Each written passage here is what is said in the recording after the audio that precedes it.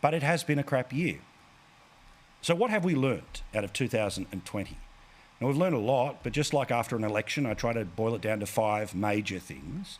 At the end of the year, here are the 5 things that I think we really learnt about our country, good, bad or indifferent.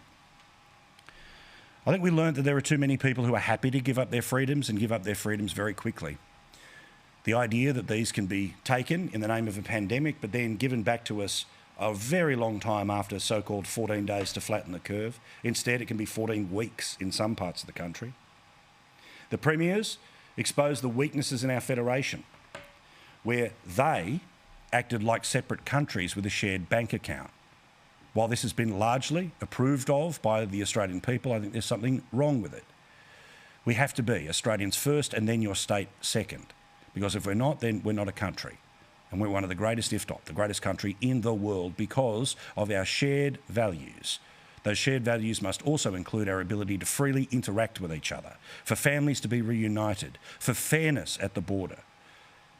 So that a woman, as we learnt this year, who had twins inside her but was afraid that she wouldn't be allowed to cross the Queensland border, instead had to wait because of the pointlessness of the Premier of Queensland, and sadly she lost that baby. The man who was the Queenslander, who went to Melbourne to get brain surgery, who then was forced to go back into a hotel and wasn't given the same 5-star treatment as AFL players. He eventually got home, but sadly has now died.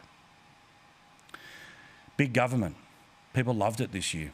They loved it when it came to the handouts, or they loved it when it came to the daily press conferences from our leaders. And there is a fine line between the people that we elect to be in charge and the people who seem to enjoy being in charge.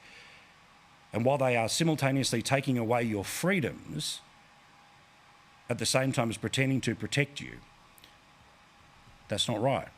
But sadly, we learned a lot of people like big government. It's going to be here for a very long time.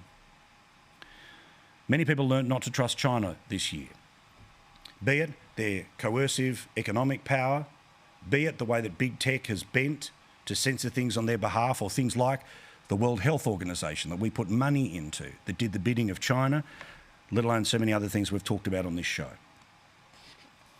But finally, and clearly most importantly, the thing that we have learnt the most in 2020 is what really matters.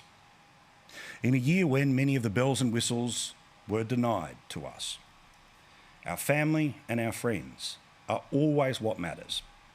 They are the reason that people start small businesses. They are the reason that people work hard in those small businesses. And our friends are people who we were cut off from for way too long this year. We tried to survive in, thankfully, the modern technology that means you can have group chats or group Zoom or Skype, or whatever it happens to be. But thankfully, because of the way that this pandemic has been dealt with in Australia, most of us will be interacting with our families, no matter where they would normally live. And that's something that we should not take for granted. In countries that are magnificent, like the United States or the UK, they will not have the same experience that we are about to have because we are in this blessed land, because we are in this special country. Never take it for granted. And 2020 reminded us that we don't take it for granted. That yes, while probably many of us at one point started to lose it a bit by spending too much time at home, make sure that when you're planning a few days here and a few days there, that you enjoy free time with your family. And also the family of strangers that live in regional Australia. These people need your help.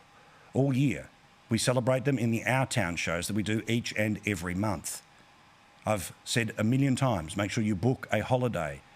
And I'm very pleased to say that that is what has happened. It is virtually impossible to find somewhere to go on holidays right now because everything's booked out, and this is magnificent.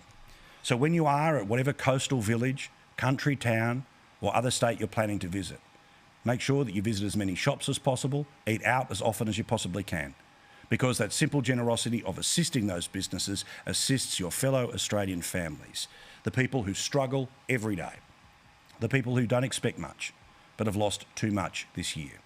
So once again, from our television family to yours, thank you for the joy of being in your house every single night. It is a privilege that we never take for granted and never will take for granted. It's not my birthright to be on television.